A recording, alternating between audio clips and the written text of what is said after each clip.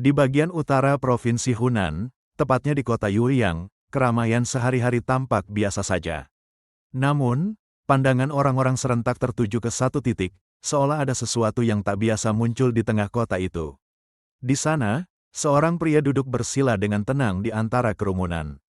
Luka panjang bekas tebasan yang membekas di mata kanannya membuat sosoknya terlihat semakin mencolok. Ia menatap kosong ke arah langit, membiarkan pikirannya melayang.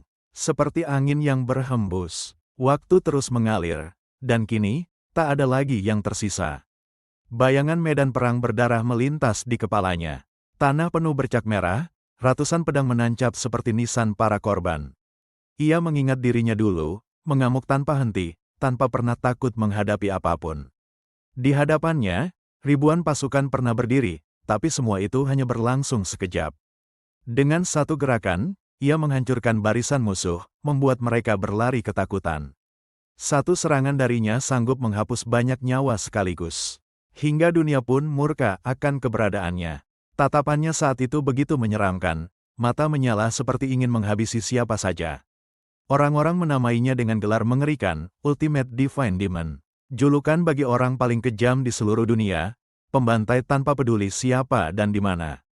Namun di tengah lautan mayat yang mengelilinginya, ia hanya mendengus, membosankan. Baginya, sebutan terkuat di dunia tidak lebih dari beban yang kosong. Tiba-tiba, es menjalar dari bawah kakinya, membungkus tubuhnya perlahan. Wajahnya berubah terkejut. Di hadapannya berdiri 8 sosok, ada yang muda, ada yang tua, memandangnya dengan penuh kewaspadaan. Mereka adalah The Eight Immortals, kelompok pelindung dataran utama. Seiring tubuhnya makin terkurung es, suara para immortal terdengar berat. Dia telah terjerat Killer Star Instinct dan melakukan semua kekejaman ini, kami akan menghukumnya. Tatapan mereka penuh kesedihan. Betapa menyedihkan, tak ada seorang pun yang mampu mengakhiri hidup iblis ini. Es menutup seluruh tubuhnya, dingin menusuk sampai ke tulang. Tatapannya tetap kosong, tanpa perlawanan, seolah menerima nasib. Para immortal berdiri mengelilinginya, memastikan segel itu tak bisa dipatahkan. Ultimate Divine Demon, dan Wu Hyun, bisik salah satu dari mereka, sebelum tubuh yang membeku itu dilemparkan ke dalam danau Dongting. Segel abadi itu tenggelam hingga ke dasar terdalam, terkubur dalam kegelapan air yang sunyi. Waktu pun berjalan begitu saja. 1000 tahun sudah berlalu sejak hari itu. Sejak ia dikurung dan disegel oleh Eight Immortals. Meski dianggap kelompok terkuat, pada akhirnya mereka hanyalah sekumpulan orang yang berkelana bersama sekian lama. Wu Hyun mengingatnya dengan getir. Tak kusangka, aku bisa dikalahkan oleh mereka. Kembali ke masa kini, Wu Hyun tersenyum tipis saat memikirkan semuanya. Tidak, gumamnya dalam hati, aku kalah bukan karena mereka kuat, tapi karena aku terlalu lemah. Ia berjalan di antara keramaian kota, namun rasa kesepian tak bisa ia sembunyikan. Semua orang yang pernah ia kenal telah lama tiada. Tak ada satupun yang masih hidup. Kesepian itu terasa wajar, tidak ada manusia yang mampu hidup selama 1000 tahun. Ia sudah tak punya tujuan, tak punya tempat untuk kembali. Aku hanya akan mengikuti awan dan angin, pikirnya, hingga akhir hidupku. Saat ia melangkah, genangan air di jalan memantulkan bayangan dirinya di masa lalu. Seolah hantu dari ribuan tahun silam kembali mencengkeram hatinya. Ia menatap pantulan itu lama, bertanya dalam hati. Apakah aku telah berubah setelah kurungan 1000 tahun ini? Di tengah langkahnya yang tanpa tujuan, Wu Hyun berhenti. Di hadapannya, seorang gadis kecil tergeletak di tanah, tubuhnya kurus dan tak berdaya. Ia menatapnya sejenak, bertanya dalam hati, apa dia seorang gelandangan? Ia merunduk memeriksa kondisi sang gadis. Detak jantungnya lemah, napasnya tipis, seolah hanya tinggal menunggu waktu. Beberapa jam lagi, mungkin ia akan benar-benar mati. Pikirnya dingin. Saat mata gadis itu perlahan terbuka, Wu Hyun terdiam. Pandangan sayu itu memantulkan bayangan dirinya saat masih kecil, kesepian, rapuh, dan tanpa arah. Bayangan itu menekan hatinya, membuat ia mengingat masa lalunya sendiri. Dengan helaan napas, ia mengangkat tangannya dan menyalurkan energi kehidupan ke tubuh mungil itu. Anggap saja kau beruntung, bocah, gumamnya. Kehangatan mengalir, menyelimuti tubuh sang gadis yang hampir membeku. Dengan vitality sebanyak ini, seharusnya dia bisa bertahan, pikir Wu Hyun.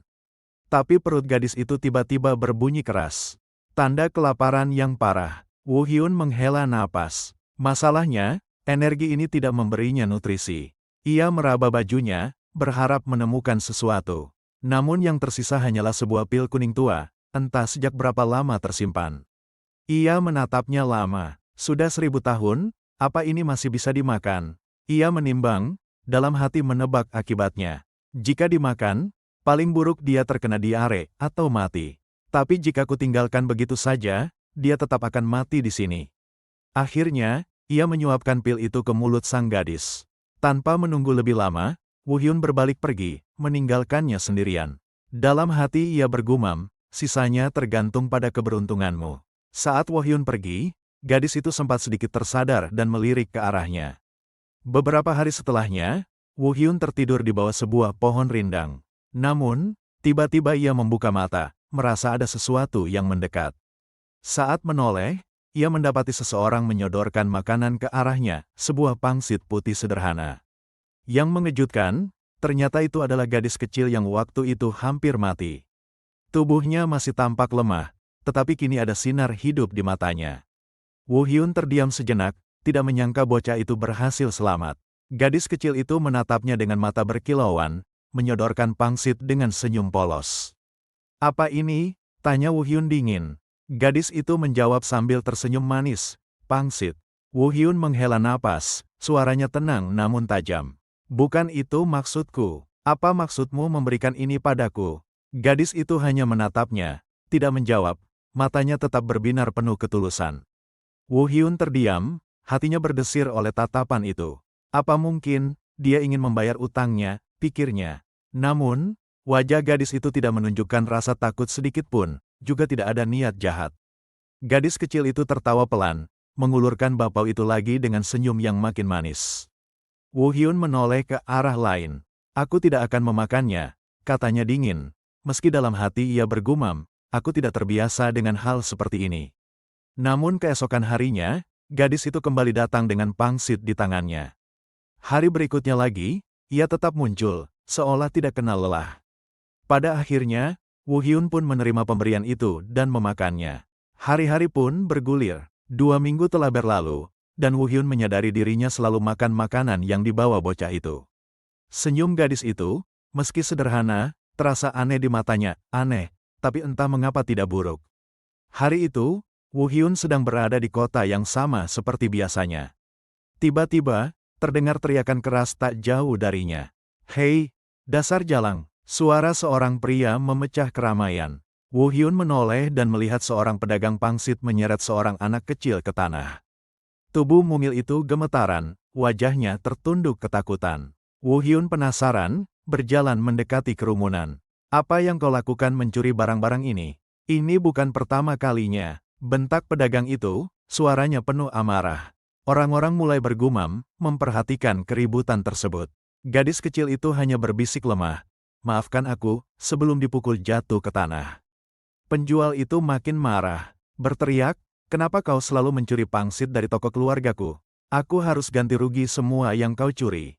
Pedagang itu mengangkat tangannya lagi untuk memukul. Masih kecil, tapi sudah belajar mencuri. "Para pencuri harus diberi pelajaran," teriaknya. Ia menuntut agar orang tua gadis itu dipanggil, meski jelas sekali tak ada siapapun yang akan datang. Woo Hyun yang sejak tadi hanya diam, akhirnya melangkah maju. Dalam sekejap, ia menendang keras tangan pedagang itu. Terdengar suara tulang patah, dan pedagang itu berteriak kesakitan sambil terhuyung. Sementara itu, gadis kecil itu sudah tak sadarkan diri. Pangsit yang dibawanya berceceran di tanah, basah oleh debu dan kotoran. "Jadi, pangsit yang selama ini kuberi makan berasal dari hasil curianmu," pikirnya dalam hati. Sebuah rasa tidak enak menyelusup di dadanya, sesuatu yang jarang ia rasakan. Tanpa berkata apa-apa lagi, ia berbalik dan pergi dari keramaian itu. Woo Hyun berjalan cepat meninggalkan keramaian, namun pikirannya tidak bisa tenang. Bayangan gadis kecil itu terus muncul, senyumnya ketika menawarkan pangsit, juga tubuhnya yang kini tergeletak tak berdaya. "Jadi selama ini aku bertahan hidup dari makanan curian seorang anak kecil," gumamnya dalam hati. Ia mengepalkan tangan, rahangnya mengeras. "Tanpa tahu asal-usulnya, aku hanya memakannya begitu saja. Tapi ternyata, makanan itu ia dapat setelah dipukuli seperti tadi. Tubuhnya melesat, berlari tanpa arah seperti ingin lari dari pikirannya sendiri. Nafasnya berat, setiap langkah seperti dituntun oleh sesuatu yang tak bisa ia lawan. Aku tidak menyukai ini, pikirnya. Tapi apa sebenarnya yang tidak kusukai? Ia terus berlari hingga akhirnya langkahnya melambat. Pandangannya menajam, menyadari ia sudah menempuh jarak jauh tanpa sadar. Woo Hyun berhenti. Di hadapannya, terbentang sebuah danau luas dengan permukaan air yang tenang. Hatinya terguncang, tempat ini bukan sembarang danau. Danau Dongting, bisiknya, inilah tempat di mana ia pernah disegel. Ribuan tahun lalu, tempat yang seharusnya tak ingin ia lihat lagi. Ia menutup mata, membiarkan angin dan aroma air menelusup ke dalam dirinya. Ingatannya kembali ke masa lalu, dan Woo Hyun, sang dewa perang yang tak terkalahkan, tenggelam dalam sunyi di dasar danau ini. Dalam hati ia bertekad, aku tidak akan lagi melihat danau Dongting ini. Dari semak-semak di belakangnya, gadis kecil sebelum muncul dengan langkah goyah. Pandangannya bertemu dengan Woo Hyun, dan untuk sesaat keduanya hanya saling menatap dalam diam. Gadis itu keluar sepenuhnya dari balik semak. Pakaiannya lusuh, wajahnya letih, namun matanya berbinar penuh tekad. Dengan suara lirih ia berbisik, akhirnya, aku menemukanmu. Woo Hyun menatapnya dengan kebingungan. Dalam hati ia bertanya-tanya, padahal yang pernah ia lakukan hanyalah menolong sekali. Kenapa sampai sejauh ini dia mengikutiku?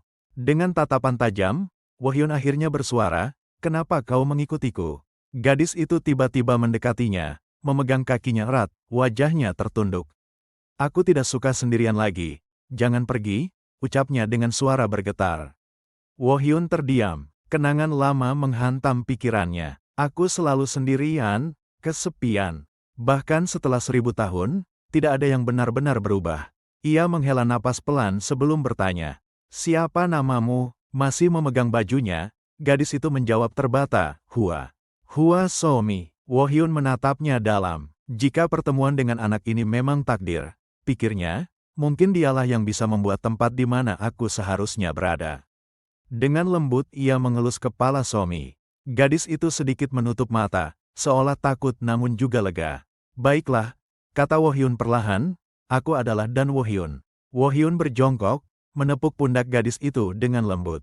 Ayo, ikut bersamaku, ucapnya singkat. Somi mengangguk kecil, seakan menemukan pegangan yang selama ini ia cari. Malam itu, mereka bermalam di alam liar. Somi tertidur pulas. Sementara Woo Hyun tetap berjaga, matanya menatap gelap hutan dengan penuh kewaspadaan. Dalam benaknya ia bergumam, aku memang mengajaknya tinggal bersamaku, tapi kami bahkan tidak memiliki tempat untuk menetap. Pandangannya sesekali kembali pada wajah kecil Somi yang tenang dalam tidur. Saat melihat anak itu terlelap di pangkuannya, sebuah pikiran terlintas. Sepertinya, aku harus membangun rumah. Senyum tipis nyaris tak terlihat menghiasi wajahnya. Dengan mata terpejam, Woo Hyun duduk bersila.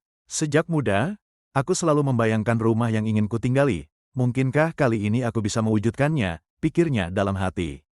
Malam berganti pagi, Somi membuka matanya perlahan, dan pandangan pertamanya membuat tubuhnya tersentak kaget. Di hadapannya, berdiri sebuah manor megah, menyerupai rumah bangsawan. Di depan bangunan itu, Woo Hyun tampak sibuk melakukan sesuatu. Seolah ia sedang membangun rumah itu. Somi mengusap matanya berkali-kali, memastikan ia tidak berhalusinasi. Kau sudah bangun, suara Woo Hyun terdengar tenang, seolah semua ini adalah hal biasa. Dengan masih bingung, Somi berdiri lalu menoleh ke sekeliling. Ah Jusi, di sini ada rumah? Tanyanya polos. Woo Hyun tidak menoleh dan menjawab, iya, tentu saja ada. Somi masih merasa aneh, sementara Woo Hyun sedikit terkejut dengan pertanyaan itu. Tapi aku jelas ingat, kemarin rumah ini tidak ada. Gumamnya, mencoba mengingat kembali. Mendengar keraguan Somi, Woo Hyun buru-buru berbohong dengan wajah datar. Rumah ini sudah ada sejak kemarin. Hanya saja terlihat usang, jadi aku sedikit memperbaikinya. Somi mengernyit, hendak membantah, tidak, aku jelas ingat kemarin tidak ada Ru. Belum sempat ia menyelesaikan kalimatnya, Woo Hyun menegaskan dengan nada tegas, ada. Tatapannya begitu serius hingga membuat Somi terdiam. Somi memperhatikan wajah Woo Hyun yang begitu yakin. Kalau dia berkata seserius ini, mungkin memang aku yang salah ingat, pikirnya ragu. Ia kembali menatap Wohyun. Ya, dia pasti benar. Lagi pula, untuk apa dia berbohong soal ini padaku, hatinya berusaha menenangkan diri. Mata Somi kemudian berbinar penuh kekaguman. Tidak mungkin rumah sebesar ini bisa muncul hanya dalam semalam. Apalagi dindingnya terbuat dari bata, bahan yang katanya sulit didapat. Dengan wajah takjub ia berseru dalam hati, rumah ini keren sekali. Bahkan sebesar villa bangsawan, ekspresinya seakan melupakan semua keraguannya. Wohyun hanya menutup mata dan tersenyum tipis. Aku senang kau menyukainya, katanya pelan. Aku memang sedikit kesulitan membangunnya. Somi menoleh bingung. Membangunnya, Wohyun cepat-cepat mengelak. Tidak, maksudku memperbaikinya. Ia menarik napas lega dalam hati. Syukurlah, anak ini masih terlalu muda untuk mencurigai lebih jauh. Somi hanya tersenyum polos. Hehe, rumah ini sungguh tampak luar biasa. Namun, ekspresi Wohyun berubah ketika Somi kembali bertanya. Tapi rumah ini, kenapa tidak ada pagarnya? Apa itu sebabnya pemilik sebelumnya meninggalkannya begitu saja? Wohyun terdiam, tak memberi jawaban. Ia hanya menatap hening, sementara Somi melihat-lihat rumah itu. Keesokan harinya, Somi terbelalak. Sebuah pagar besar kini berdiri mengelilingi rumah itu. Pagarnya, serunya kaget. Sebelum ia sempat menanyakan lebih jauh, Wohyun langsung memotong. Dari kemarin pagar itu sudah ada. Somi bingung, tapi aku belum sempat mengatakan apa-apa. Wohyun menegaskan lagi, sudah ada. Nada bicaranya begitu datar, seakan tak bisa diganggu-gugat. Somi perlahan mendekat ke arah pagar itu, mengagumi pagar yang sangat tinggi dan besar baginya. Namun, tiba-tiba ia menyadari sesuatu. Lalu duduk dengan wajah murung. Keluhnya pelan. Wohyun menatapnya penasaran. Ada apa?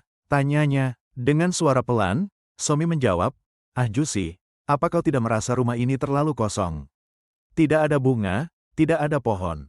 Rasanya sepi sekali. Wohyun terdiam. Tatapannya berubah, seolah sedang memikirkan sesuatu. Keesokan harinya, Somi terperanjat. Di halaman manor itu kini berdiri sebuah pohon besar yang rindang, seakan sudah lama tumbuh di sana. Wow, kemarin pohonnya tidak ada di sini. Ada, potong Wohyun cepat, suaranya sedikit ditekan. Somi menjawab cepat, baiklah. Tak lama, Somi kembali terkagum-kagum. Wow, ada kolam juga. Seruan polosnya dengan wajah berbinar penuh kegembiraan. Wohyun hanya memandangi kolam itu dalam diam. Masih ada banyak hal yang harus kulakukan. Kamar, ruangan-ruangan lain. Aku harus mulai membuat beberapa ruang tambahan, siapa tahu dibutuhkan nanti, gumamnya dalam hati. Somi duduk di pinggir kolam, menggoyangkan kakinya ke air. Wohyun meliriknya sekilas. Selain itu, aku tidak bisa membiarkan anak ini kelaparan. Aku harus mulai memancing, pikirnya lagi. Senyum tipis muncul di wajahnya. Menjalani kehidupan yang sibuk seperti ini, ternyata tidak buruk juga. Saat tengah melamun, Wohyun dikejutkan oleh suara Somi yang memanggil. Jusi. Seruan itu mengejutkan Wohyun hingga ia segera menutup mulut gadis itu. Sambil tersenyum tipis, Wohyun segera berkata, jangan katakan apapun. Beberapa waktu kemudian, Wohyun sibuk mengerjakan sesuatu dari kayu. Somi duduk tak jauh darinya, memperhatikan dengan rasa penasaran. Jusi, apa yang sedang kau buat? Tanyanya. Tak lama kemudian, ia memperlihatkan hasilnya. Sebuah bak mandi, jawab Wohyun singkat. Somi mengedip bingung. Mandi, Wohyun menjawab, nada suaranya tenang. Ya, untuk membersihkan badan kita. Mendengar itu, Somi spontan mencoba kabur. Namun Wohyun menghentikannya. Berhenti di sana. Serunya serius membuat Somi berhenti melangkah. Dengan nada sedikit berat, Wohyun menjelaskan, dengan babi hutan dan pohon yang kudapat kemarin, aku juga sempat membelikan sedikit pakaian. Jika kau ingin memakainya, kau harus membersihkan dirimu dulu. Somi mencoba mengelak dengan berargumen, kamu masih terlihat keren meski tidak mandi sekalipun, hehe. Wohyun menghela napas, lalu mendekat. Dengan mudah ia mengangkat Somi yang meronta layaknya kucing takut air. Memang iya, tapi kau, tidak, aku sangat bersih. Somi berteriak sambil mencoba lepas, namun Wohyun tetap memasukkannya ke dalam bak mandi yang baru dibuat. Saat air membasuh tubuhnya, Wohyun sedikit terkejut. Sudah berapa lama kau tidak mandi hingga bisa sekotor ini? Somi mulai menangis terseduh. Aku tidak tahu. Huah. Setelah beberapa saat, akhirnya Somi selesai dimandikan. Rambutnya kini bersih, tubuhnya wangi, bahkan bunga-bunga digambarkan seolah bermekaran di sekelilingnya. Wohyun menatap puas. Nah, sekarang kau barulah terlihat layaknya manusia normal. Apa pakaiannya pas untukmu? Tanyanya sambil memberikan pakaian baru. Somi tersenyum lebar, mengenakan pakaiannya dengan penuh semangat. Ya, aku belum pernah memakai pakaian sebagus ini sebelumnya. Dengan gembira ia menari ke sana kemari, memperlihatkan betapa senangnya ia dengan pakaian barunya. Wohyun hanya mengamati sambil tersenyum tipis. Untung saja ukurannya pas. Aku sempat cemas kalau tidak cocok. Somi terkekeh. Hehehe, bahkan kalau tidak pas pun tidak masalah. Sebelumnya aku memakai pakaian jauh lebih buruk, bahkan sering lapar. Kata-katanya membuat Wohyun sedikit terkejut. Somi lalu menoleh dengan tatapan tulus. Apapun itu, aku akan baik-baik saja, asalkan bersamamu, Josie. Wohyun terdiam sejenak, lalu memejamkan mata dengan perasaan hangat. Masih muda, tapi sudah begitu pintar berbicara, batinnya. Ia mengelus kepala Somi pelan. Aku harap, kita bisa hidup tenang dan damai seperti ini. Somi menjawab dengan ekspresi penuh kebahagiaan, kita pasti bisa hidup seperti itu. Dari kejauhan, kebersamaan mereka tampak hangat di halaman manor yang kini berdiri kokoh. Wohyun tertawa ringan. Haha, baiklah, akan sangat bagus jika kita bisa melakukannya. Namun tanpa mereka sadari, dua sosok asing tengah memperhatikan dari kejauhan, mengintip lewat jendela dengan sorot mata misterius. Di kota Yueyang, suasana pasar ramai oleh bisik-bisik orang. Sejumlah warga berkumpul, saling bertukar cerita. Ada yang bersumpah mendengar kabar tentang sebuah rumah bangsawan baru di dekat Danau Dongting, sementara yang lain mencibir, menganggap itu sekadar omong kosong belaka. Di jalanan kota, desas-desus itu semakin riuh. Beberapa orang menunjuk ke arah tertentu, bersikeras bahwa rumah itu benar-benar ada, membuat kerumunan makin gaduh. Namun ada juga yang menegur, menyuruh mereka berhenti ribut seperti orang mabuk di siang bolong. Di balai pemerintahan, gubernur kota mendengar kabar tersebut. Dengan wajah serius, ia bertanya langsung pada bawahannya apakah rumor itu benar adanya. Bawahannya menunduk hormat, menjelaskan bahwa ia belum melihatnya secara langsung. Namun, ia tak menampik bahwa kabar itu memang sudah beredar luas di kalangan masyarakat. Mendengar jawaban itu, gubernur tersenyum tipis. Ia menilai aneh, bagaimana mungkin sebuah rumah bangsawan bisa berdiri hanya dalam hitungan hari. Menurutnya cepat atau lambat, gosip itu akan terbukti palsu. Meski begitu, ia memutuskan untuk melihat langsung sambil berjalan menikmati udara malam. Malam itu, gubernur berangkat bersama sejumlah bawahannya menuju lokasi yang digosipkan.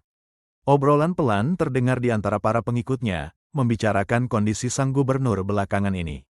Beberapa bawahan berbisik, menyebutkan bahwa akhir-akhir ini kinerja gubernur tampak menurun. Ada yang menduga hal itu karena tekanan dari sebuah kelompok bandit yang berkeliaran di wilayah Hunan. Dengan raut wajah tegang, salah seorang menambahkan bahwa masalah itu makin gawat. Bahkan keluarga kerajaan pun sudah ikut turun tangan, sehingga wajar bila gubernur mereka terlihat khawatir setiap saat. Nama Yang Baiksan kemudian disebut. Sosok kepala bandit yang terkenal kejam. Ia dikenal sebagai ahli bela diri kelas 1 yang bahkan pembunuh bayaran sekalipun enggan mendekatinya. Siluet Baiksan di atas kuda menjadi gambaran betapa berbahayanya pria itu. Dengan keterampilan kavaleri yang luar biasa, ia mampu melarikan diri bahkan saat dikejar, membuatnya semakin sulit ditangkap. Ada pula kisah kelam tentang dendamnya. Saat musuh-musuhnya mengirimkan kepala bawahannya dalam sebuah kotak, Baiksan langsung mengamuk tanpa bisa dihentikan siapapun. Amarahnya menjadi legenda di kalangan bandit maupun tentara. Meski begitu, bawahan gubernur mencoba menenangkan, mengatakan bahwa dalam waktu dekat pasukan istana akan memburu dan memusnahkan kelompok bandit itu. Mereka berharap beban pikiran sang gubernur sedikit berkurang. Gubernur hanya bisa menghela napas panjang, menyebut tahun ini begitu berat dijalaninya. Namun langkahnya terhenti. Matanya terbelalak ketika tiba-tiba sebuah pemandangan mengejutkan terpampang jelas di hadapan mereka. Rumah mewah yang sebelumnya hanya dianggap gosip ternyata berdiri nyata di depan mata. Gubernur terpaku, tak percaya dengan apa yang dilihatnya, sementara bawahannya ikut tercengang, membenarkan bahwa bangunan itu sungguh ada. Di tengah keterkejutan, seorang lelaki tiba-tiba tersungkur ke tanah. Tubuhnya gemetar hebat. Gubernur dan rombongannya menoleh, mendapati orang itu berulang kali melafalkan doa, memohon ampun seolah berada di hadapan sosok menakutkan. Sebagian bawahan tertawa mengejek, menganggapnya konyol. Gubernur pun menyetujui, menepis kemungkinan adanya hantu di dunia ini, lalu segera mengajak mereka masuk ke dalam. Namun saat hendak melangkah lebih jauh, Gubernur tiba-tiba merasakan hawa mengerikan, seperti akan diterkam binatang buas. Nalurinya membuat ia berhenti sejenak. Ia menoleh ke belakang, mengikuti firasat itu, dan di sanalah berdiri seorang pemuda dengan tatapan dingin, Wo Hyun. Ekspresi Wo Hyun jelas tidak senang. Dengan suara datar, ia berkata bahwa ia tidak pernah berniat menerima tamu di tempat itu. Keringat tipis membasahi pelipis Gubernur. Dalam hati ia yakin merasakan niat membunuh dari pemuda ini. Dengan hati-hati ia bertanya, apakah Wo Hyun adalah pemilik rumah bangsawan yang tiba-tiba muncul ini? Wo Hyun menatap balik, masih dingin. Benar, jawabnya singkat, lalu menuntut tahu siapa orang yang berani datang seenaknya. Gubernur berdiri tegak, berpose percaya diri untuk menutupi rasa tertekan. Ia memperkenalkan dirinya sebagai Hong Won-chang, Gubernur Provinsi Yuliang. Dalam hati, ia menegaskan bahwa ia adalah abdi negara dan tidak boleh gentar. Wo Hyun justru menatapnya dengan heran, lalu menyebutkan namanya sendiri dengan singkat, aku, Wo Hyun. Gubernur mengangkat jempol sambil memastikan, bertanya apakah benar Wo Hyun-lah yang membangun manor mewah ini. Wo Hyun memalingkan pandangan, seolah enggan membicarakannya. Ia menjawab bahwa ia tidak membangunnya dari awal, hanya memperbaikinya. Jawaban itu membuat Gubernur naik pitam. Ia membentak, menegaskan bahwa tanah ini adalah milik negara. Tidak seorang pun boleh membangun atau tinggal di atasnya tanpa izin resmi pemerintah. Dengan telunjuk menunjuk ke arah Wo Hyun, ia menghardik lebih lanjut, menyuruhnya jangan pura-pura tidak tahu aturan. Wo Hyun mengangkat dagunya, menantang balik dengan tenang. Kalau begitu, kenapa tidak kau setujui saja sekarang, katanya. Perkataan itu membuat Gubernur terperangah tak percaya. Tiba-tiba sesuatu jatuh tepat di bawah kaki Gubernur, membuatnya tersentak kaget. Ia menunduk dan mendapati seekor kelinci buruan tergeletak di sana. Wo Hyun kemudian menyuruhnya menutup mata sebentar dengan benda itu. Gubernur merasa dipermainkan. Wajahnya memerah kesal, sementara Wo Hyun menatapnya dingin tanpa ekspresi. Tak tahan dengan sikap Wo Hyun, Gubernur akhirnya berteriak lantang. Ia memerintahkan para bawahannya untuk segera menangkap pemuda itu. Dalam sekejap, para prajurit menghunus senjata dan mengepung Wo Hyun dari segala arah. Wo Hyun hanya berdiri diam, menatap mereka dengan dingin. Dalam hati, ia mendecak kesal. Ia mempertimbangkan apakah lebih baik menunggu dulu dan melihat situasi, agar tidak menimbulkan masalah yang lebih besar. Untungnya, Somi sedang tertidur sehingga tidak terganggu oleh keributan ini. Beberapa orang segera mengikat Wo Hyun dan menyeretnya pergi. Gubernur menatap puas, lalu berkata dengan nada penuh ancaman bahwa pemuda itu telah mencari masalah dengan orang yang salah hari ini. Tatapan Gubernur berubah tajam. Ia menegaskan bahwa Wo Hyun tidak akan dilepaskan dengan mudah, dan harus bersiap menerima akibatnya. Meski tangan terikat, mata Wo Hyun tetap menyorot tajam, layaknya binatang buas yang siap menerkam kapan saja. Gubernur semakin meninggikan suaranya, mengancam bahwa hukuman tenggelam di air saja tidak cukup untuk menebus kesalahan pemuda ini. Namun begitu berkata demikian, Gubernur justru sedikit gemetar. Dalam hati ia mengakui betapa tajam tatapan Wo Hyun, membuatnya ingin segera menyingkirkan pemuda itu dan pulang beristirahat. Di tengah perjalanan, Wo Hyun tiba-tiba merasa ada sesuatu yang tidak beres. Ia menyadari bahaya yang mendekat. Salah seorang penjaga yang ikut mengawasi Wo Hyun juga ikut merasakan keganjilan, melihat Wo Hyun dengan terkejut. Penjaga itu buru-buru menarik tali pengikat Wo Hyun lebih kencang, berteriak apa yang ingin dilakukannya. Saat berteriak menduga Wo Hyun ingin melarikan diri, tiba-tiba tubuhnya tersentak keras. Anak panah menancap tepat di lehernya, membuatnya roboh seketika sebelum sempat menyelesaikan kalimat. Gubernur terkejut, sementara para bawahannya terdiam membeku. Ia berteriak panik, bertanya siapa yang berani menyerang mereka. Suasana langsung kacau ketika hujan panah melesat deras dari segala arah. Satu demi satu para prajuritnya menjerit, tubuh mereka tumbang diterjang panah. Hanya Gubernur dan Wo Hyun yang selamat dari serangan itu. Gubernur berdiri gemetar, wajahnya pucat, tidak mengerti apa yang baru saja terjadi. Tawa keras menggema dari balik kegelapan malam. Suara itu memanggil nama gubernur dengan nada mengejek. Dari balik kegelapan, muncullah sosok yang membuat gubernur terperangah. Ia mengenali suara tawa itu, sosok yang selama ini paling ditakutinya. Siluet seorang pria kekar dengan rambut tipis dan janggut putih lebat menampakkan diri. Wajahnya penuh luka, menambah kesan menakutkan. Dialah Yang Baeksan, pemimpin bandit yang namanya melegenda. Gubernur berkeringat dingin seketika. Dengan suara tercekat, ia menyebut nama musuh lamanya itu. Yang Baeksan tersenyum puas, matanya menyala penuh kebencian. Ia berkata bahwa hari ini adalah hari akhir bagi Hong Won-chang.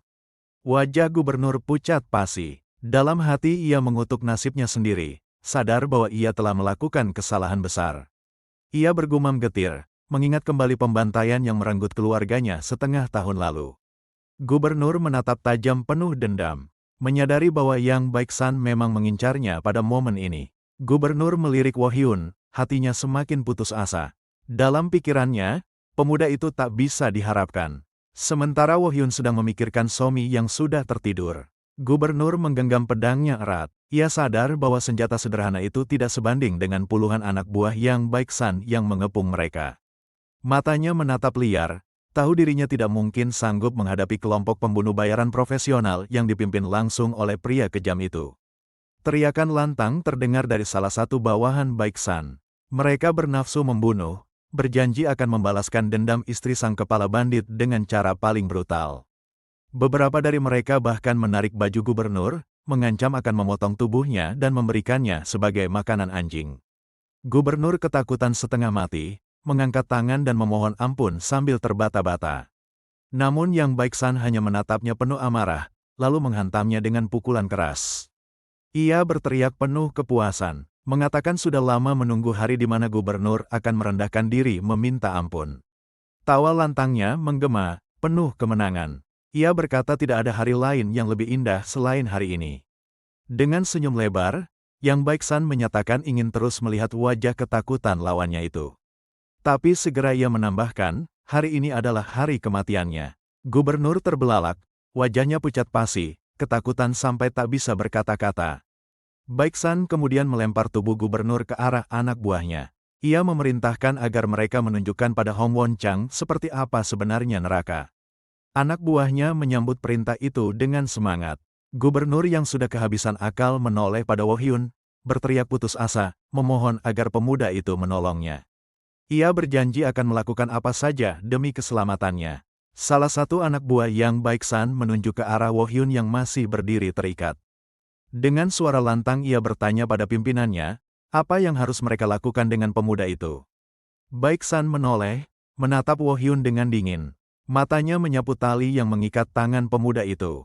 Lalu tersenyum sinis. Dengan satu gerakan, ia melepaskan ikatan Wo Hyun. Katanya, pemuda itu beruntung karena bukan target mereka. Seandainya bukan karena rombongannya, Wo Hyun pasti sudah berada dalam masalah besar. Ia lantas meninggalkannya begitu saja. Salah seorang bawahannya menambahkan sambil tertawa, agar Wo Hyun menganggap hari ini sebagai hari keberuntungannya. Sementara itu, gubernur terisak penuh ketakutan. Ia terus memohon, menjanjikan apa saja asal nyawanya diselamatkan. Wo Hyun diam sejenak, seolah mempertimbangkan sesuatu. Tatapannya tajam, tetapi belum juga bergerak. Lalu, dengan nada datar, ia memanggil pria berjanggut putih itu. Hei, tunggu sebentar, pria berbulu. Yang Baeksan menghentikan langkahnya, menoleh dengan kesal. Jangan bilang kau bicara padaku, bajingan, bentaknya. Wo Hyun menatapnya lurus tanpa ekspresi. Ya, tentu saja padamu. Apa yang ingin kau lakukan dengan orang itu? Tanyanya sambil melirik gubernur yang tengah menangis terseduh. Baeksan memandangi gubernur dengan tatapan penuh dendam. Suaranya berat dan tegas. Ia mengatakan ingin membunuh Hong Won-chang dengan cara yang sama seperti bagaimana keluarganya dulu dibantai. Wo Hyun mendengus tipis. Dari tampangmu, jelas kau sudah membunuh lebih banyak orang daripada dirinya, ucapnya, nada suaranya dingin. Kemudian ia menambahkan, kalau dipikir-pikir, bukankah apa yang dilakukan gubernur ini hanya sebatas membalas dendam dari semua orang yang sudah kau bunuh? Ucapan itu membuat anak buah Baeksan langsung naik pitam. Mereka berteriak marah, hendak menyerang, namun Baeksan menahan mereka dengan tangannya. Alih-alih marah, Baeksan justru tersenyum lebar, penuh percaya diri.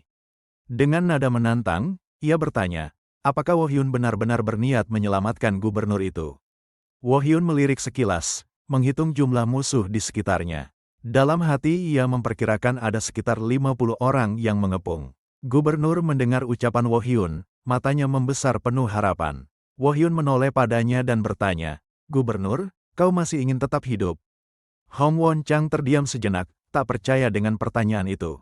Wohyun kemudian menyebutkan syaratnya dengan suara tegas, kalau kau ingin aku menyelamatkanmu, jangan pernah membicarakan apapun tentang manorku. Gubernur terlihat kebingungan, sementara salah satu bawahan Yang Baeksan meluapkan amarahnya. Ucapan Wohyun tentang manor membuat sang gubernur bertanya-tanya dalam hati, sementara bawahannya berteriak, menyebutnya gila dan penuh omong kosong. Dengan nada tenang namun tegas, Wohyun menegaskan tawarannya. Jadi bagaimana menurutmu? Kurasa ini kesepakatan yang bagus, ucapnya. Sang gubernur langsung tergesa menjawab, memohon diselamatkan dan berjanji melakukan apa saja. Namun, jawaban itu tak sempat selesai ketika salah satu bawahan Baeksan menendangnya hingga ia tersungkur, memaki agar gubernur diam. Situasi semakin memanas. Wohyun dan para lawan kini sama-sama bersiap bertarung.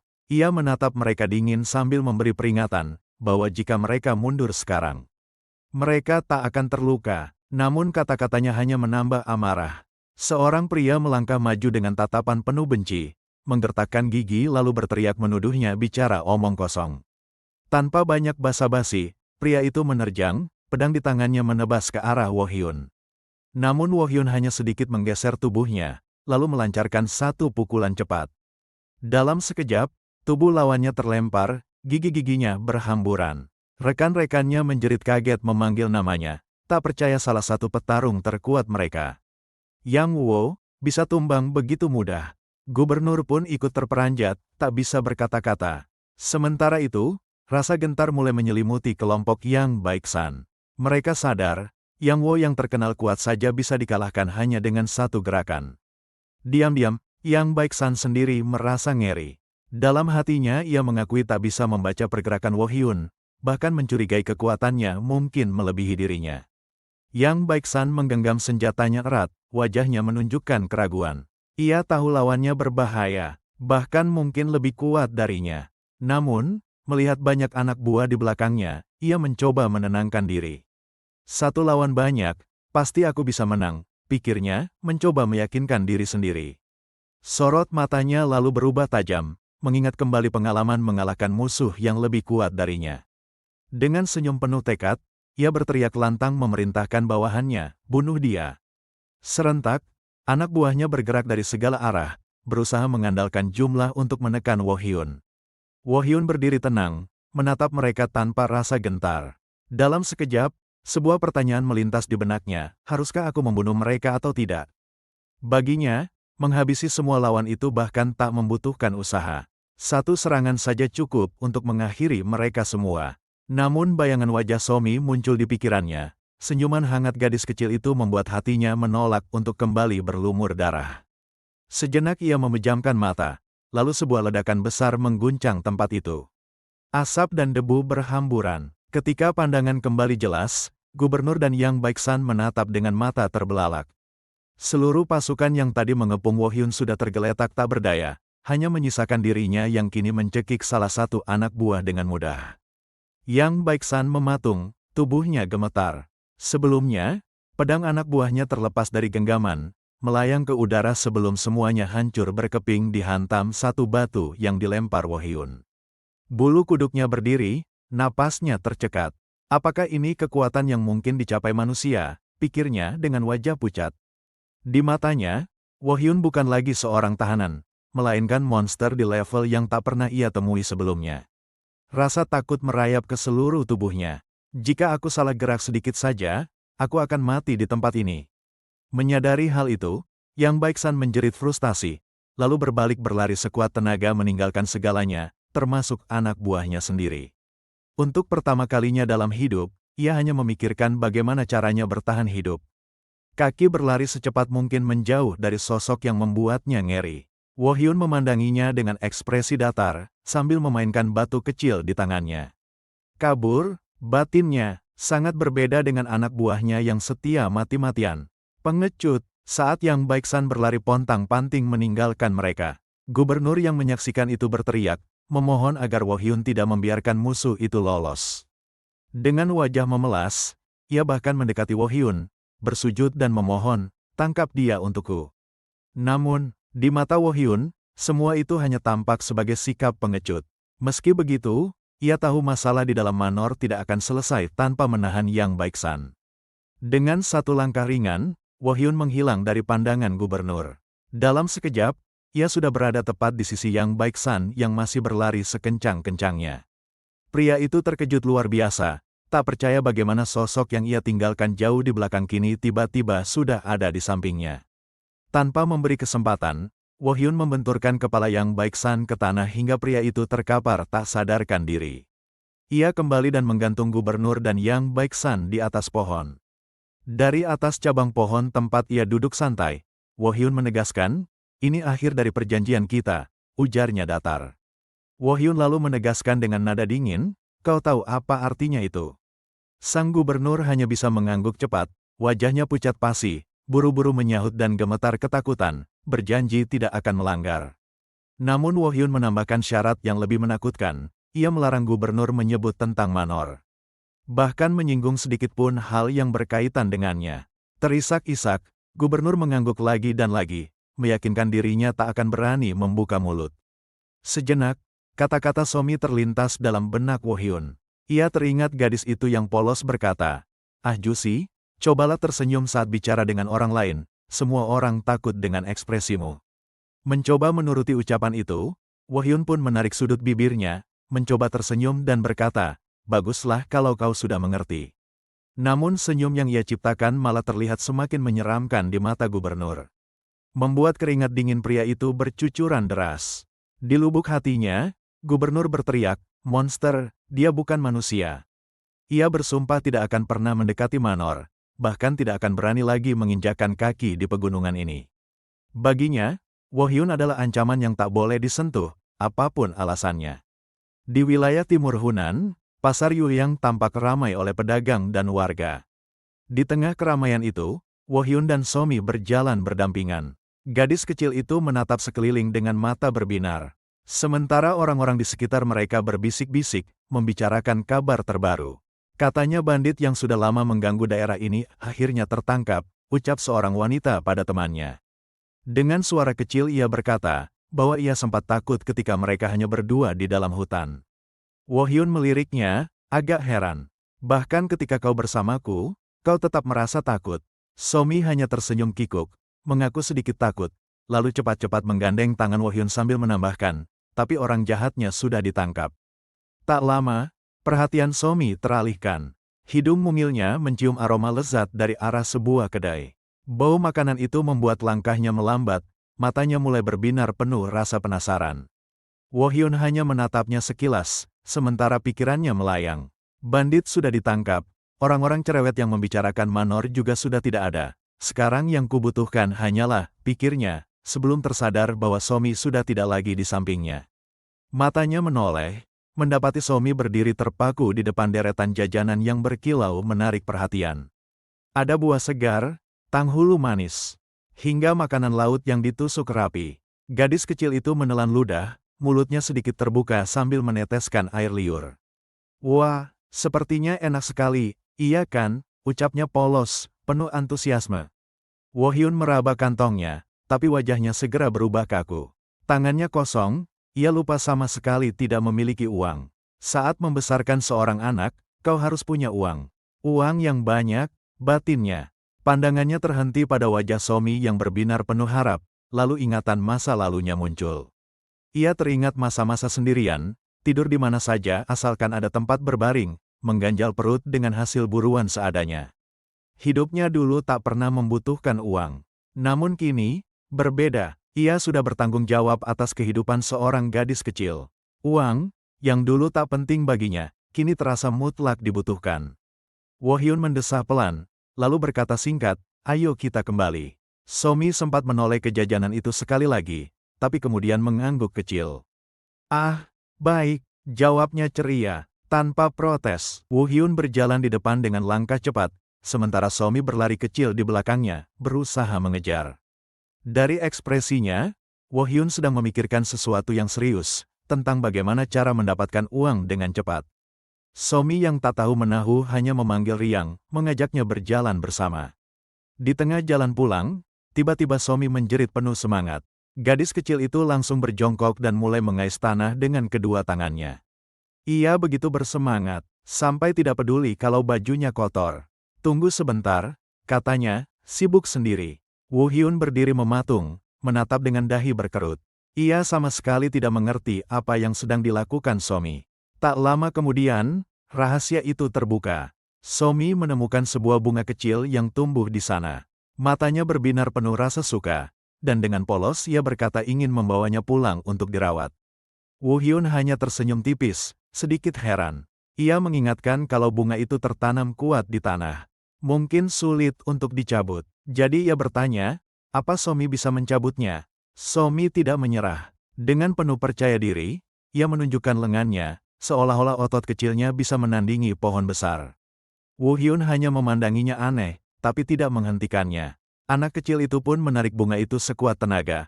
Wajahnya memerah karena menahan napas. Woo Hyun berdiri diam, memperhatikannya. Namun, sesuatu yang lain justru menarik perhatiannya. Ia menunduk, melihat ada jejak kaki asing di sekitar bunga itu.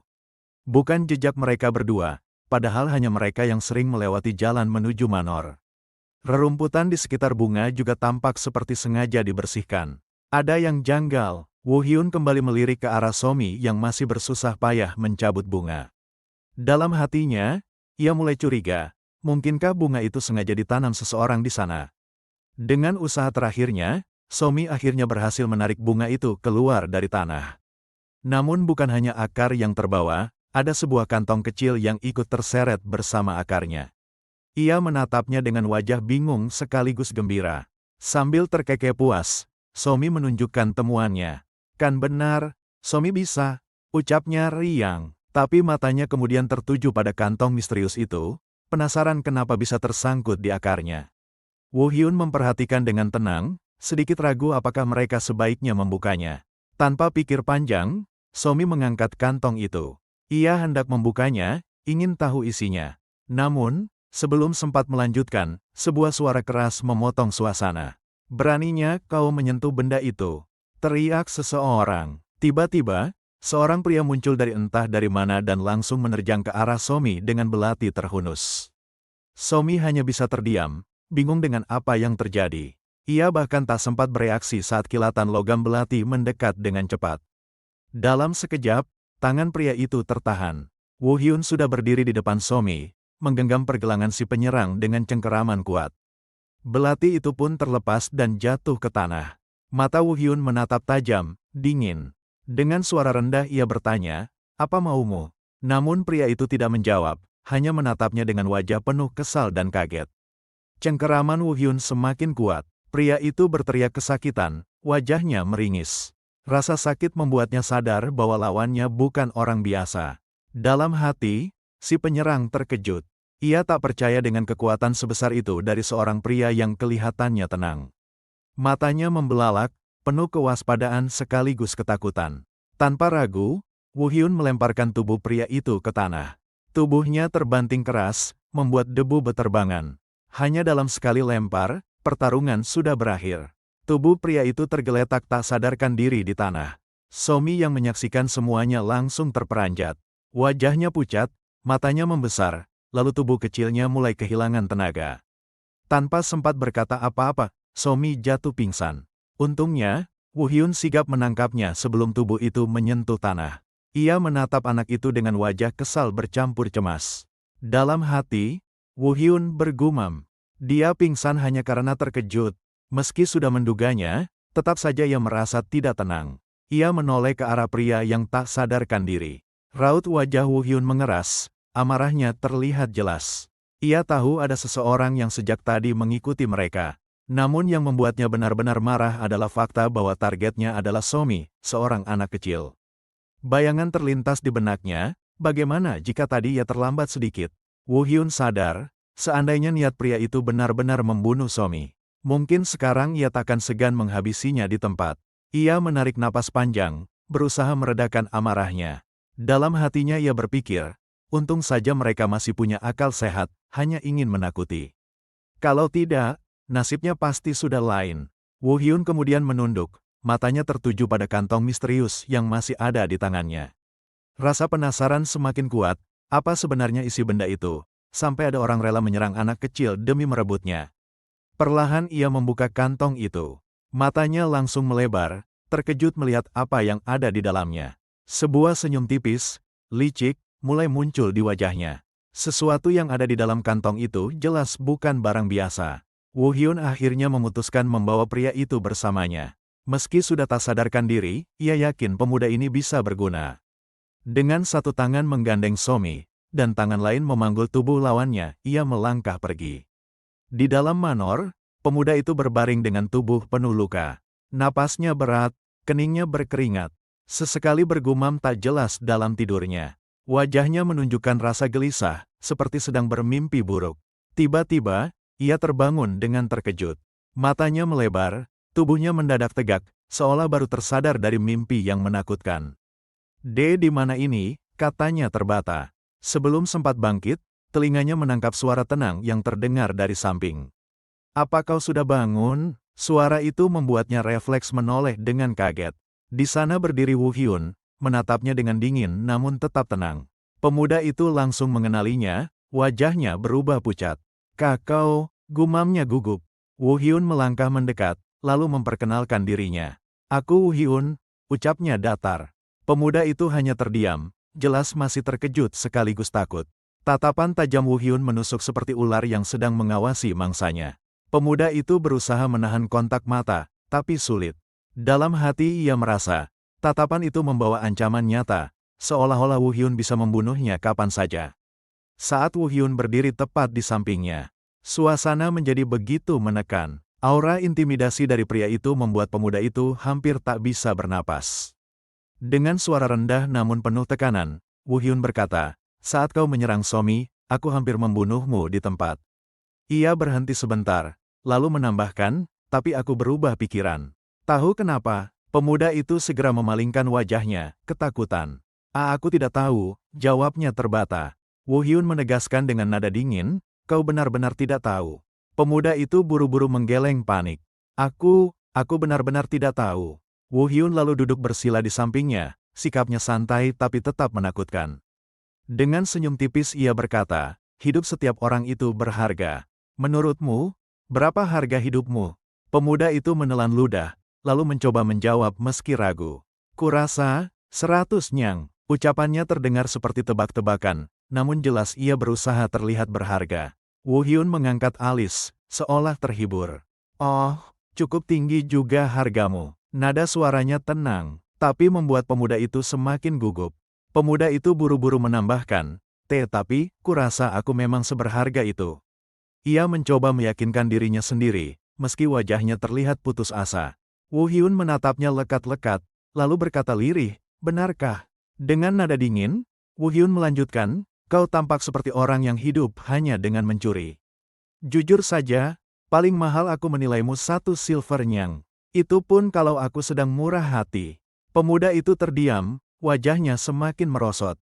Tapi Woo Hyun justru menatapnya lebih tajam, lalu menambahkan, "Namun, karena kau sendiri memilih hargamu, sepertinya kau cukup percaya diri." Tiba-tiba, Woo Hyun tersenyum dan berkata, "Kalau begitu, aku hargai hidupmu 100 nyang. Tambah 100 nyang lagi karena aku memaafkanmu sudah mencoba melukai Somi."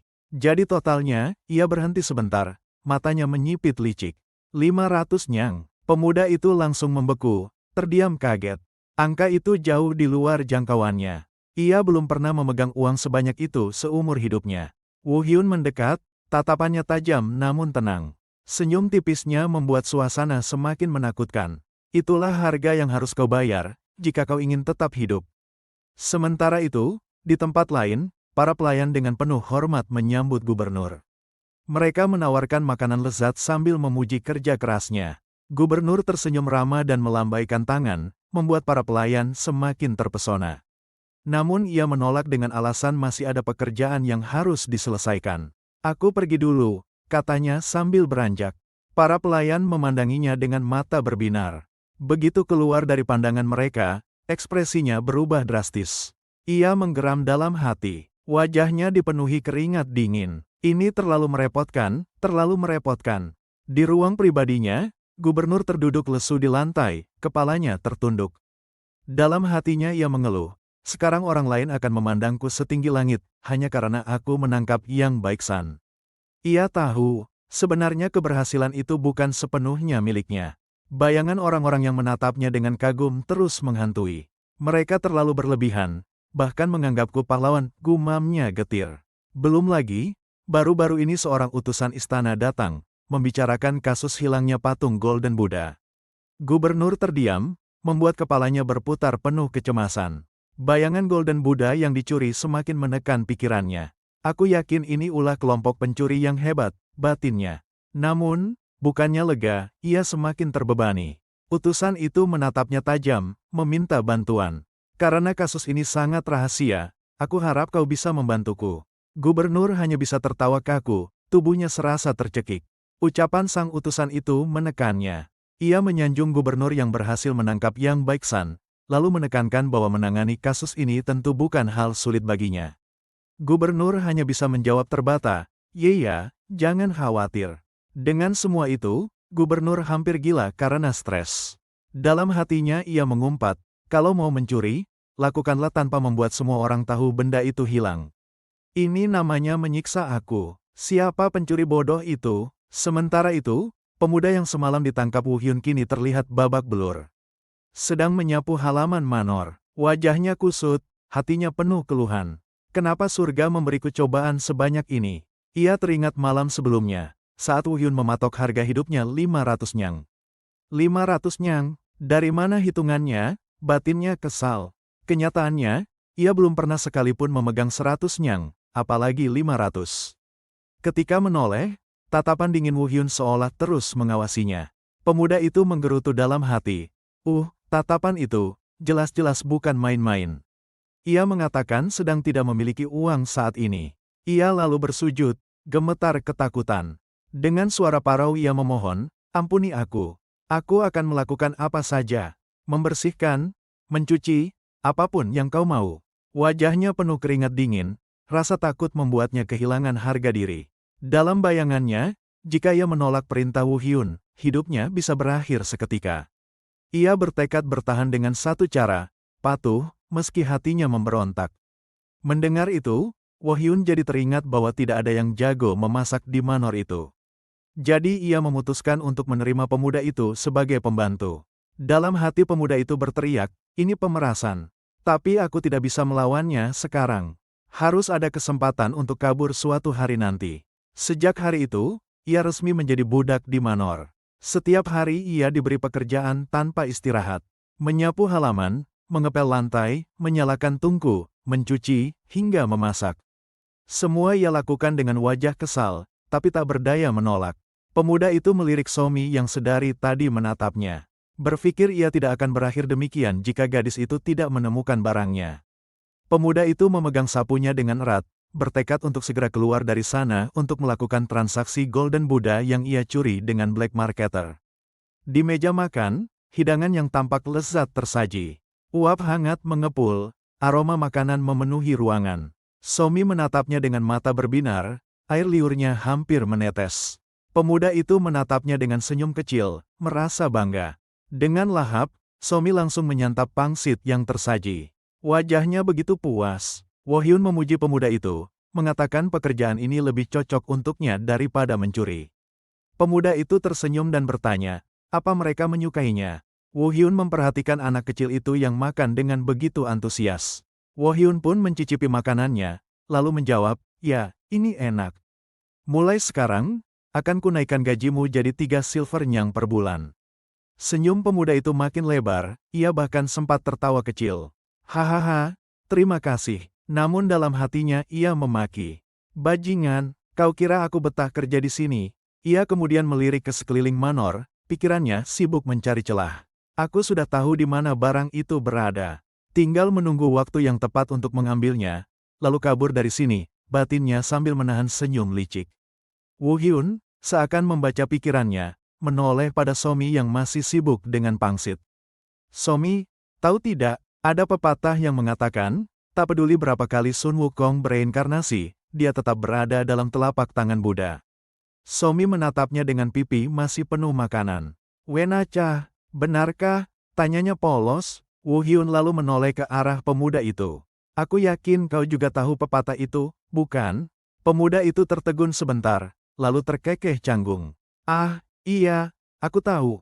Namun dalam hatinya ia menggerutu.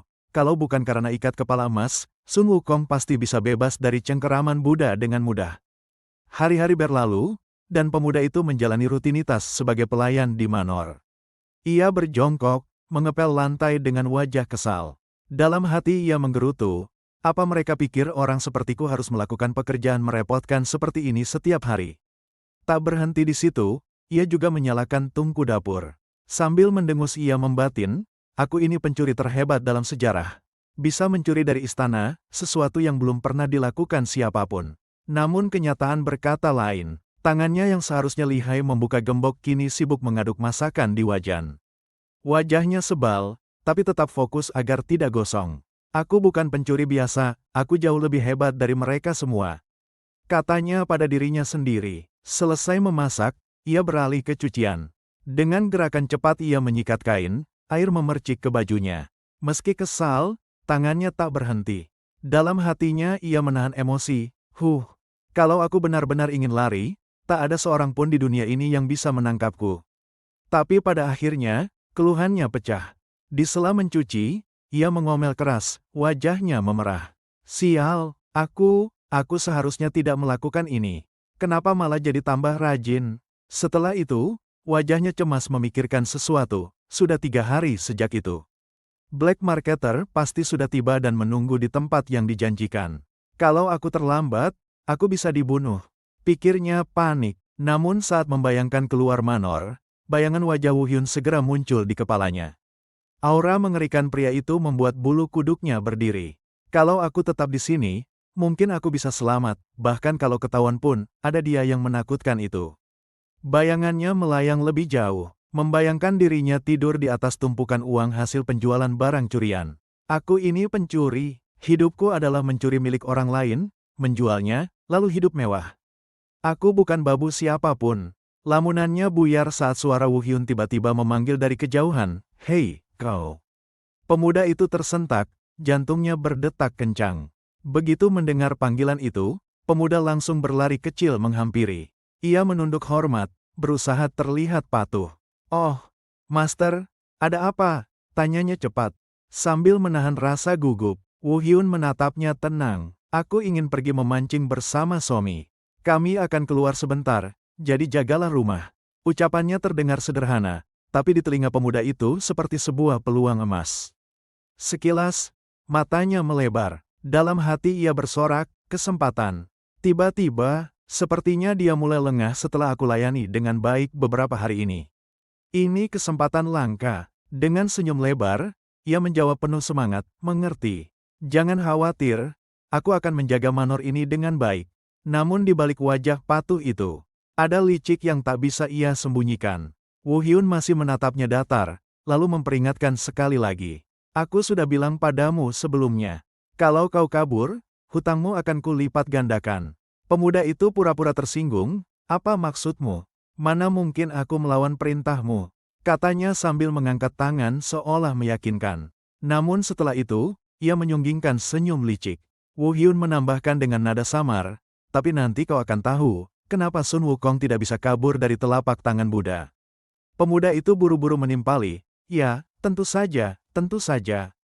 Setelah itu, Woo Hyun dan Somi benar-benar pergi meninggalkan manor. Pemuda itu berdiri di halaman, memandangi punggung mereka menjauh. Begitu yakin mereka tak akan kembali segera, ia tertawa pelan. Akhirnya mereka pergi, senyumnya melebar penuh kemenangan. "Selamat tinggal, untuk selamanya," katanya penuh semangat. Di matanya, kebebasan sudah begitu dekat. Di tepi danau yang tenang, Somi duduk sambil menggenggam pancing dengan penuh semangat. Ia menoleh pada Woo Hyun dengan wajah penasaran. Tapi, Jusi, kenapa tiba-tiba kita memancing? Bukankah makanan kita masih banyak? Tanyanya polos. Woo Hyun tersenyum samar, lalu menggambar sebuah lingkaran di tanah mengelilingi Somi. Tidak ada apa-apa, tetaplah memancing. Aku hanya punya sedikit urusan yang harus kukerjakan. Somi fokus memancing dan kembali bertanya, apa Jusi akan segera kembali? Ya, tentu, jawab Woo Hyun singkat sembari menyelesaikan gambar lingkarannya. Somi pun terlihat senang. Ia tersenyum dan berkata, Somi cuma harus tetap di dalam lingkaran, kan? Katanya riang. Woo Hyun mengangguk. Ya, kau pintar, Somi. Dalam hati ia menambahkan, aku akan merapalkan beberapa sihir pelindung, agar tak ada binatang buas yang berani mendekat. Somi tersenyum lebar, lalu kembali memegang pancing. Somi akan tangkap banyak ikan. Serunya penuh semangat. Woo Hyun menepuk kepalanya sebentar, lalu berdiri. Aku akan segera kembali. Tubuhnya kemudian berkilau, lalu lenyap seketika, ia berteleportasi pergi. Woo Hyun tiba di kediaman gubernur dalam sekejap, dan langsung mendapati suasana yang penuh tekanan. Di ruangannya, gubernur duduk dengan wajah pucat, kedua tangannya mencengkeram kepalanya sendiri. Bukan aku yang menangkap Yang Baik-san. Beban ini membunuhku, teriaknya dengan suara putus asa. Suasana hening itu pecah saat suara Woo Hyun terdengar. Gubernur sontak menoleh, matanya membelalak kaget. Kau, Woo Hyun menatapnya dengan senyum tipis, penuh ketenangan. Aku punya kasus menarik untukmu, katanya pelan. Namun membuat jantung gubernur berdebar tak karuan. Sementara itu, di sisi lain, pemuda itu berjalan cepat meninggalkan Manor. Senyumnya mereka lebar, langkahnya ringan. Akhirnya, inilah waktunya. Apakah aku ingin mengambilnya atau melepaskannya? Tentu saja aku akan menjualnya. Pemuda itu memasuki sebuah tempat di mana orang yang akan membeli curiannya menunggu. Aku ingin menjual ini, katanya mantap, sambil membuka kantong. Cahaya keemasan dari patung Buddha kecil itu segera memantul. Menarik perhatian pemilik tempat. Pria pemilik toko menatap barang itu dengan penuh minat. Ia mengangkatnya, menimbang-nimbang. Benda seperti ini sulit ditentukan harganya. Paling tidak, 200 nyang atau lebih. Tak apa, segitu sudah cukup, jawabnya pemuda itu cepat. Baginya, uang sebanyak itu sudah jauh melampaui mimpinya. Pemilik toko tersenyum tipis, lalu menatapnya dengan pandangan takjub. Kau hebat juga bisa selamat setelah mencuri benda seperti ini. Banyak orang mati konyol karena mencoba hal serupa.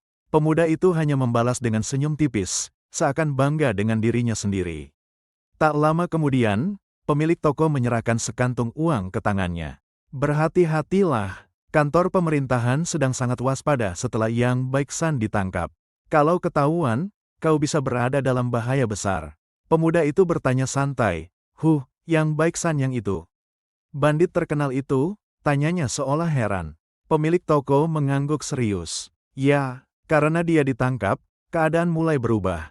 Wilayah ini bahkan dikabarkan akan jadi pusat dagang baru. Mendengar itu, pemuda itu tersenyum sombong. Aku mengerti, jangan khawatir. Bahkan kalau aku tertangkap sekalipun, aku tidak akan membuka mulut tentangmu. Ucapannya membuat pemilik toko tertawa kaku, berusaha menutupi rasa was-wasnya. Tiba-tiba orang-orang berbondong-bondong masuk ke ruangan, wajah mereka penuh kegelisahan. Suasana mendadak tegang. Pemilik tempat dan pemuda itu sama-sama terkejut melihat keributan yang terjadi. Ada apa? Seru pemilik tempat itu, matanya membelalak. Salah satu orang di antara mereka menjawab dengan napas terburu-buru, keringat menetes dari pelipisnya. Prajurit, katanya terbata-bata. Dari balik jendela terdengar suara langkah berat. Prajurit kerajaan mengepung bangunan itu dari segala arah.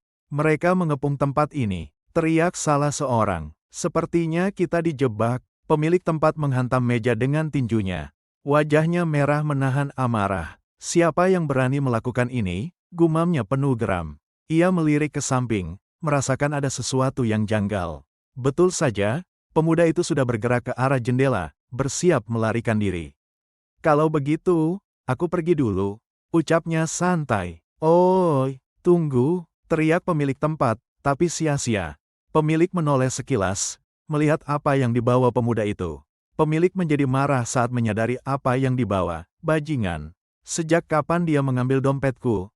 Dengan langkah cepat, pemuda itu benar-benar kabur melewati jendela. Ia hanya melambaikan tangannya sambil berseru, "Semoga beruntung." "Dasar brengsek," teriak pemilik tempat, giginya bergemeletuk menahan amarah. Tak lama, suara pintu didobrak terdengar. Prajurit-prajurit menerobos masuk dengan mantap. "Tangkap mereka semua," teriak pimpinan pasukan. Orang-orang di dalam panik, satu persatu langsung diringkus. Para prajurit terus menyergap, sementara suasana ruangan makin kacau. Orang-orang berusaha melawan, tapi dengan cepat mereka dipaksa bertekuk lutut. Langkah berat terdengar memasuki ruangan. Orang yang memimpin para prajurit, Gubernur Hong. Tatapannya tajam, bibirnya melengkung saat matanya menemukan sesuatu di sudut ruangan. Di atas meja, berdiri sebuah patung emas yang berkilauan, Golden Buddha. Gubernur Hong menatapnya dengan puas. "Oh, jadi memang ada di sini," gumamnya dalam hati, matanya tak lepas dari benda itu. Tangannya meraih patung itu dengan senyum lebar. Sementara itu, pemilik tempat yang masih tertahan berteriak penuh amarah. "Sial, katakan siapa yang melaporkan kami." Gubernur Hong menoleh sekilas, senyumnya dingin. "Kau tak perlu tahu hal itu." Urat di dahi pemilik tempat menegang. Ia mencoba memberontak, namun tangannya terikat erat. "Bajingan, aku tidak akan membiarkanmu lolos begitu saja." Gubernur Hong tertawa kecil, lalu membalikkan badan. "Hah, jangan bercanda, kau mencuri Golden Buddha dari istana. Kejahatanmu sudah cukup untuk membuatmu membusuk di penjara seumur hidup." Meski terlihat tenang, keringat tipis mengalir di pelipis gubernur itu. Dalam hatinya ia berbisik penuh perhitungan. "Benar, jika aku menemukan dan mengembalikan benda berharga ini, aku bukan hanya mendapat kepercayaan keluarga kerajaan, tapi juga langsung dari kaisar sendiri." Sekilas, bayangan sosok Wohyun muncul di benaknya.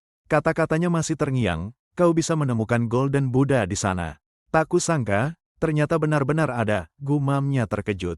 Ia menatap patung itu sekali lagi, lalu kembali teringat pada sosok Wohyun. Orang itu, siapa sebenarnya dia? Tapi ya, ini luar biasa. Bahkan lebih besar daripada saat aku menangkap Yang Baiksan. Di sisi lain, puluhan prajurit berlari, mengejar pemuda yang berhasil kabur melalui jendela. "Kejar terus, jangan biarkan dia lari," teriak salah satu dari mereka. Pemuda itu berlari sekuat tenaga, napasnya memburu. Sialan," makinya dalam hati. Sesekali ia menoleh, matanya tajam memandang ke arah pengejarnya. "Kenapa para bajingan itu terus mengejarku? Apa mereka tidak ada kerjaan lain?" gerutunya. "Aku harus fokus, ini sudah bukan permainan lagi. Kalau aku tertangkap, aku akan dieksekusi setelah disiksa habis-habisan." Pikirannya berputar cepat, mencoba mencari jalan keluar. Ia menggertakkan giginya, lalu menambah kecepatan. "Sedikit lagi, aku hanya perlu terjun dari tebing itu." Urat di pelipisnya menonjol, seluruh tenaga terkumpul di kakinya. Langkah demi langkah ia terus memacu diri. Hingga akhirnya suara prajurit di belakang semakin samar. Saat tubuhnya berhenti di tepi tebing, ia terengah-engah, keringat bercucuran deras. "Fiu, hampir saja tertangkap," desisnya, mencoba menenangkan diri. Tapi sebelum sempat bernapas lega, sebuah suara muncul di hadapannya. Wohyun sudah menunggunya di sana. Senyum tenangnya membuat bulu kuduk berdiri. "Kau datang lebih lama dari perkiraanku," ujarnya santai. Pemuda itu menjerit kaget, tubuhnya jatuh ke tanah, matanya membelalak tak percaya. "Kak, kenapa kau ada di sini?" Wohyun menatapnya dengan tatapan tajam sekaligus mengejek. "Apa maksudmu kenapa? Bukankah sudah kubilang, Sun Wukong akan selalu berada di cengkeraman Buddha?" Pemuda itu meremas kantung berisi hasil curiannya dengan erat. "Tidak, aku tidak boleh tertangkap, bukan di tempat ini," gumamnya sambil melompat dari tebing.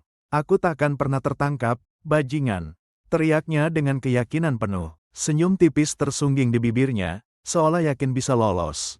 Namun Wohyun hanya tertawa kecil, seakan semua sudah dalam genggamannya. Saat pemuda itu jatuh sambil tersenyum, pikirannya penuh rencana. "Aku akan langsung berlari begitu menyentuh tanah. Sampai jumpa, bajingan." Tapi, sebelum kakinya menyentuh tanah, sebuah tangan kuat sudah lebih dulu menangkapnya. Wohyun berdiri di bawah, menahan tubuhnya dengan mudah. Senyum tipis terukir di wajah Wohyun. "Kau harus hati-hati saat melompat dari tebing. Pakaianmu jadi robek semua tuh." Pemuda itu membeku. Matanya terbelalak. Apa-apaan orang ini, pikirnya. Pemuda itu segera meronta dan kembali berlari mencoba kabur. Napasnya tersengal, wajahnya penuh keringat. Apa-apaan orang itu? Bagaimana bisa dia muncul di bawah sana? Pikirnya panik. Namun, lagi-lagi Wohyun sudah berada di tempat yang ia tuju. Di sini, pikirnya heran. Pemuda itu tertegun, jantungnya berdegup keras. Ia langsung mengubah arah, lari ke jalur berbeda. Namun, lagi-lagi sosok yang sama sudah ada di sekitarnya. Kemanapun pemuda itu pergi, Wohyun sudah berada di sana lebih dulu. Akhirnya ia tersungkur ke tanah, tubuhnya gemetar kelelahan. Pemuda itu menggeram dalam hati, bangsat. Namun tubuhnya terlalu lelah untuk melawan. Wohyun berdiri di sampingnya, menunduk dengan tatapan yang penuh keyakinan. Kan sudah kubilang, kau ada dalam cengkeramanku. Wohyun tersenyum tipis, lalu mengingatkan dengan suara tenang yang justru menambah beban di dada lawannya. Sesuai janjiku, hutangmu akan digandakan. Sekarang, totalnya 1000 nyang. Tangannya meraih kantung curian yang masih digenggam si pemuda. Meskipun kau membayar dengan 200 nyang ini, kau masih berhutang 800 sisanya. Pemuda itu menjerit marah, melompat menyerang dengan tangan kosong. Dasar bajingan sialan, namun Wohyun justru mengabaikannya karena teringat sesuatu. Ah, benar juga, waktu itu aku bahkan belum sempat mendapat hadiah setelah menangkap Yang Baiksan. Dengan uang ini, gumamnya santai, aku bisa membelikan cemilan untuk Somi. Setelah itu, sebuah hantaman keras terdengar dari sana. Sekian untuk cerita kali ini. Silahkan tinggalkan saran atau kritik di komentar. Like jika suka, dan follow untuk update cerita lainnya. Terima kasih.